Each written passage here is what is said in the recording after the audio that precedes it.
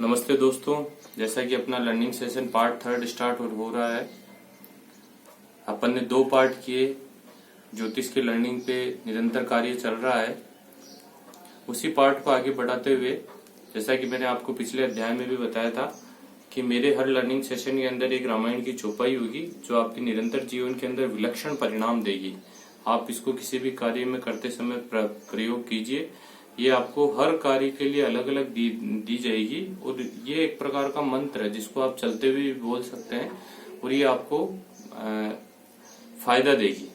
उसी कड़ी में आगे बढ़ते हुए, उघ रही अंत न हो है निभाऊ,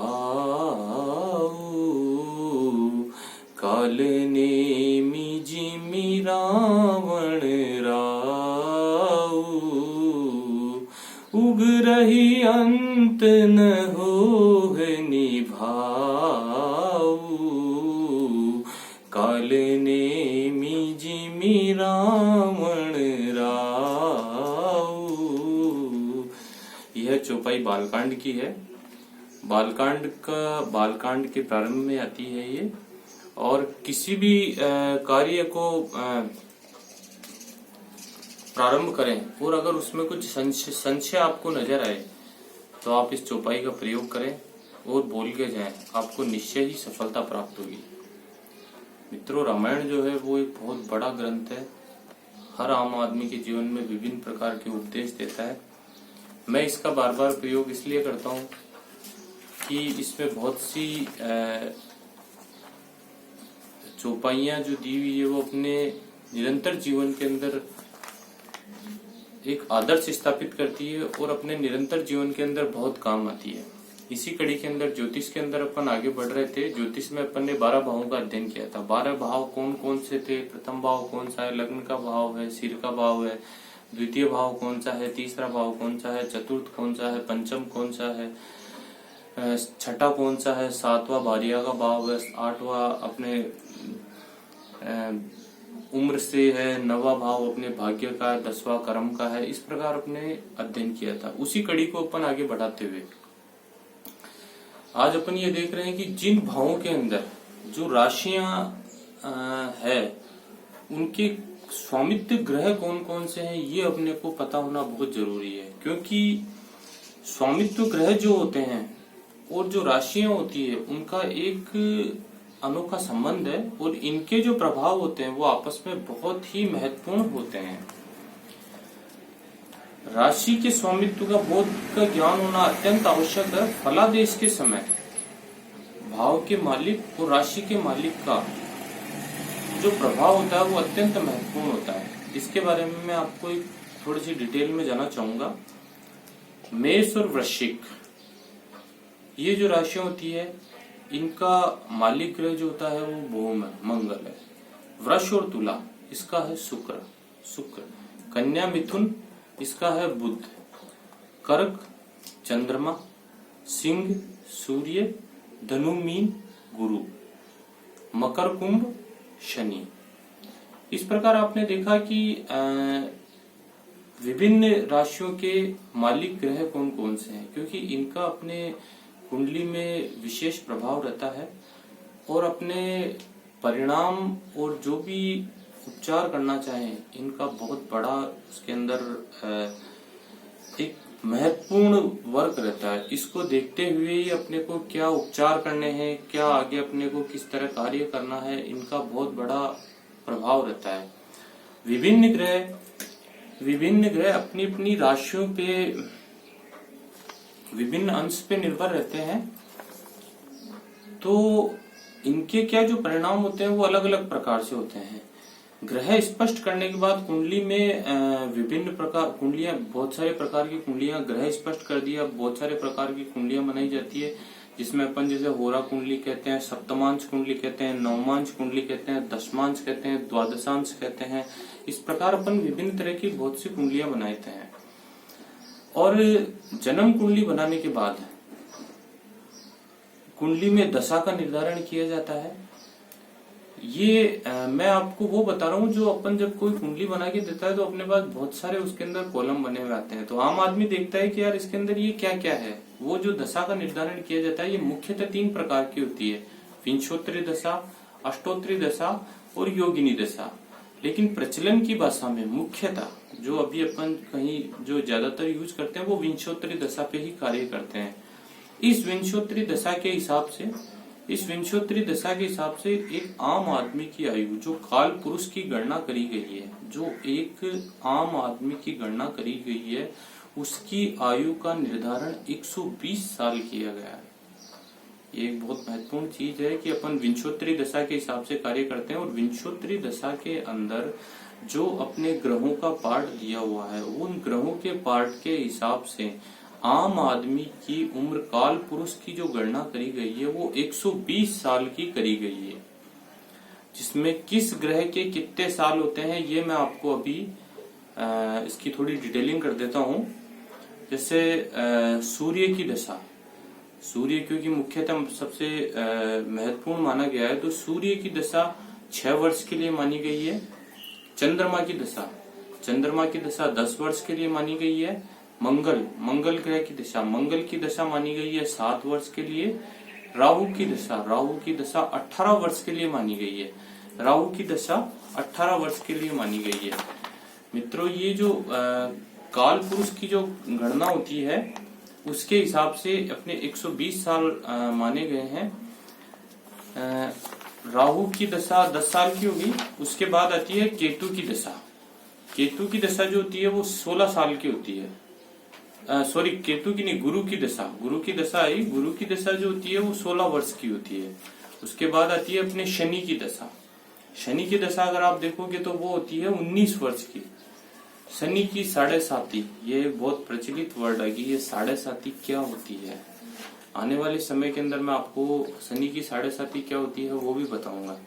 उसी प्रकार बुध की दशा देखें तो वो 17 वर्ष की होती है। केतु की दशा देखेंगे तो 7 वर्ष की होती है। शुक्र की दशा देखेंगे तो 20 वर्ष की होती है। इस प्रकार कुल मिला के जब आप इनको देखेंगे तो ये 120 साल की हुई। तो विंशोत्तरी दशा के अंदर जो आम आदमी की जो दशाएं दी हुई है वो पूरी कंप्लीट मिला के 120 साल दी हुई है। विंशोत्तरी दशा में एक काल पुरुष की गणना करी जाती है। काल पुरुष का मतलब एक ऐसा पुरुष माना जाता है जिसको एक आइडल माना जाता है। विज्ञान की भाषा में अगर बोले तो अपन एक आइडल माना जाता है और उसके अंदर कौन से ग्रह कितने साल उसका प्रभाव रहेगा, ये एक बहुत महत्वपूर्ण चीज होती है। और इसमें आप एक चीज और देखेंगे कि जब ग्रह एंटर करता है, मतलब एक ग्रह एंटर करता है और दूसरा ग्रह निकलता है, जो एंटर करता है और जो निकलता है इसमें किस कोण पे है, किस एंगल पे है, ये सब चीजें वो किसकी उसका कितना इम्पैक्ट आएगा, ये एक बहुत इंपॉर्टेंट चीज होती है। जब आप कुंडली की गहराई में जाएंगे तो आपको इन चीजों पे बहुत सारे रिसर्च, मतलब बहुत सारे चीजें देखने को मिलेगी और इस पे आपको कुंडली को समझने में बहुत आसानी रहेगी। उसी दिशा में मैं आगे बढ़ रहा हूँ। अब मैं थोड़ी सी डिटेलिंग पे जाना चाहूंगा कि अपने जो 12 भाव होते हैं उन 12 भावों के अंदर, प्रत्येक भाव के अंदर क्या क्या दिया हुआ होता है और क्या क्या गहराई होती है कि प्रत्येक भाव, जैसे लग्न का भाव हो तो वो लग्न के भावों के अंदर अपन क्या क्या कवर करते हैं। एक काल पुरुष की गणना, जैसे मैं मनुष्य आपके सामने बैठा हूँ तो मनुष्य जब काल पुरुष को देखते हैं, जब अपन कुंडली का इसके हिसाब से अध्ययन करते हैं तो लग्न भाव जो होता है वो अपना सिर मान के चलते हैं। जो आदमी का सिर होता है वो बहुत महत्वपूर्ण है। सिर से आदमी की हर चीज ऑपरेट होती है। जैसा कि विज्ञान भी कहता है कि मस्तिष्क जो होता है वो आदमी की सबसे सेंटर पॉइंट होता है, ये हर चीज को ऑपरेट करता है। उसी प्रकार लग्न भाव जो होता है वो आपके सिर का भाव होता है। लग्न भाव जो होता है वो आपके सिर का भाव होता है। लग्न भाव जो होता है वो आपके सिर का भाव होता है और ये आपके संपूर्ण क्रियाओं को ऑपरेट करता है। इस प्रकार जो प्रथम भाव है उसमें क्या क्या आता है, प्रथम भाव का कारक ग्रह जो है वो सूर्य है। तो जो लग्न के भाव का कारक ग्रह है वो सूर्य है। इसीलिए जब अपन आगे अध्ययन करेंगे तो मैं आपको बताऊंगा कि जिसके नीच का सूर्य होता है उसके सिर में समस्या हमेशा रहेगी। वो आपकी न्यूरो का पेशेंट मिलेगा। इस तरह मैं आपको बहुत सारी चीजें आगे बताता हुआ जाऊंगा, और जैसे जैसे आप बढ़ते जाएंगे आपको पता चलता जाएगा कि कुंडली के अंदर हर चीज जो दी हुई है वो बहुत वैज्ञानिक तरीके से दी हुई है। तो प्रथम भाव जो है वो आयु का भाव बोलते हैं, क्योंकि आयु अपने सिर से रिलेटेड होती है। यश का भाव बोलते हैं, प्रसिद्धि का भाव है, मस्तिष्क का भाव होता है, जाति का भाव होता है, शरीर का भाव होता है, चरित्र, बाल, नींद, चिकित्सक।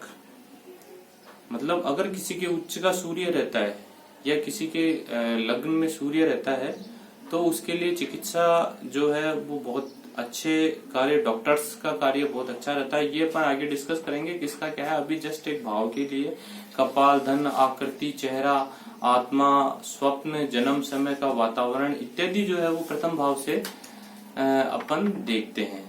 उसी क्रम में अपन द्वितीय भाव पे चले, जिसका कारक ग्रह जो है वो गुरु बोला जाता है। ये भी एक बहुत महत्वपूर्ण भाव है। ये मन का भाव बोला जाता है। द्वितीय भाव जो बोला जाता है उसे मन का भाव बोलते हैं। मन का भाव मन की स्थिरता होती है। मन की स्थिरता जो है उसको अगर कोई किसी आदमी का मन ज्यादा विचलित रहता है, चंचल ज्यादा रहता है, वो बहुत ज्यादा सोचता है, उसका मन किसी चीज में नहीं लगता है, तो अपन उसको दूसरे एंगल से जाके देखेंगे तो अपने को पता चलेगा उसके द्वितीय भाव में कहीं ना कोई उच्च नीच का हिसाब है। तो ये कुंडली का देखने का तरीका है। द्वितीय भाव जो होता है वो मन की स्थिरता, पति की आयु, स्त्री का मातृत्व, कुटुंब, क्रय विक्रय, गला, वाणी का भाव है। ये किस आदमी की वाणी कितनी मीठी रहेगी, कितनी अच्छी रहेगी, इसलिए इसको द्वितीय भाव से दिया गया। भोजन, संचित धन, विद्या की मात्रा, मार्ग और मार्ग संबंधी कार्य, दाया नेत्र और मुख। मित्रों, जब अपन काल पुरुष की कुंडली के हिसाब से देखते हैं, कुंडली में काल पुरुष की गणना देखते हैं, तो आपको एक चीज का एहसास होगा कि जो अपने भाव दाईं तरफ आते हैं वो अपने दाएं अंग को प्रभावित करते हैं, और जो बाईं तरफ आते हैं वो अपने बाएं अंग को प्रभावित करते हैं।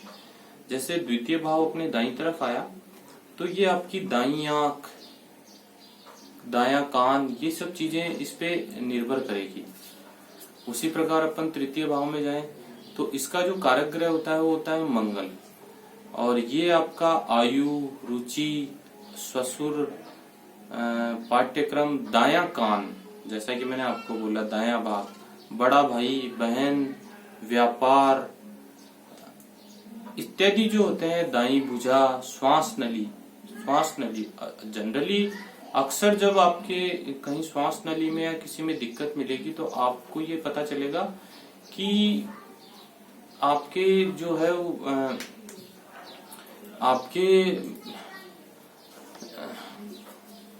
आपके जो है तृतीय भाव में कहीं ना कहीं समस्या है। तो इस प्रकार आप ये कह सकते हैं कि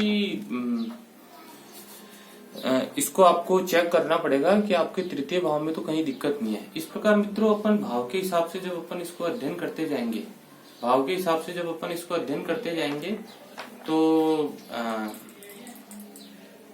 अपने को बहुत सारे परिणाम मिलते जाएंगे। जब आप कुंडली में अपन आगे बढ़ते जाएंगे तो आपको ये लगता जाएगा कि सब चीजें एक दूसरे से रिलेटेड होती जा रही है। इसी प्रकार अपन चतुर्थ भाव में चलते हैं, जिसका कारक ग्रह है चंद्रमा, जिसको माता का भाव भी बोलते हैं। जैसा कि मैंने पहले बताया, मातृत्व भाव, इसमें मन, माता, खेती, वाहन का भाव होता है। धरोहर, खजाना, यश, जमीन, चौपाए, गड़ा धन, अतिथि, गृह प्रवेश, धान, भूली हुई वस्तु, जठराग्नि, जल, जनता का भाव ये होता है मित्रों। जैसे राजनीति के अंदर जनता का भाव बहुत महत्वपूर्ण होता है, तो अपना चतुर्थ भाव जो होता है वो उस कुंडली के अंदर इसको बहुत गहराई से देखा जाता है। रोग का निदान, औषधि, पिता की आयु, ये बहुत होता है, क्योंकि दसम भाव अपने पिता का होता है तो उसके जस्ट ये बिल्कुल सामने पड़ता है, इसलिए इसको पिता का भाव भी बोलते हैं, पिता की आयु का भाव भी बोलते हैं। संपत्ति, पिता की आय, मकान, ये सब चीजें चतुर्थ भाव से आती है। उसी क्रम में अगर अपन आगे बढ़े, पंचम भाव, जिसका कारक ग्रह है आपका गुरु। पंचम भाव बहुत महत्वपूर्ण होता है। ये आपकी श्री, प्रसिद्धि से लेके पंचम भाव का होता है संतान, मन, कर्म, विद्या, पुत्र, बुद्धि, मंत्र, नीति, उदर, कमर, ये मित्रों उदर और कमर, ये दोनों से पंचम भाव को देखा जाता है। मंत्रणा, शांति, भविष्य, धन, भाग्य, इष्ट देव, सट्टा, मंत्री पद, बड़े भाई की पत्नी, बड़ी बहन का पति, इस प्रकार ये सब चीजें जो है ये अपन पंचम भाव से देखते हैं। और इसी कड़ी के अंदर मैं मित्रों जो अगले भाव है, अपना छठा भाव है, ये मैं आपको अगले वीडियो से बताऊंगा। और इसी क्रम में अपन आगे बढ़ते हुए निरंतर ये अध्ययन करते रहेंगे। और धन्यवाद, आगे मिलते हैं अपन। धन्यवाद।